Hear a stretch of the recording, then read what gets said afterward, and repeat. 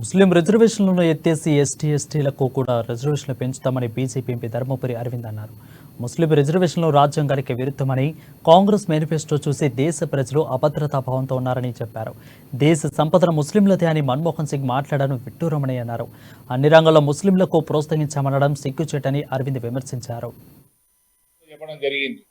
ముస్లిం రిజర్వేషన్లు అన్నది రాజ్యాంగ వ్యతిరేకం, సుప్రీంకోర్టు తీర్పులకు వ్యతిరేకం. ముస్లింల రిజర్వేషన్లు రద్దు చేస్తుంది, ఎస్సీ ఎస్టీలను పెంచుతుంది. అది భారతీయ జనతా పార్టీ స్టాండ్.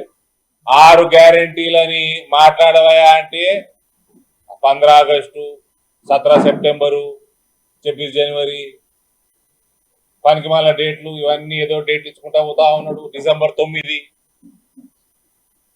నీ 6 గ్యారంటీల కథ ఏంది?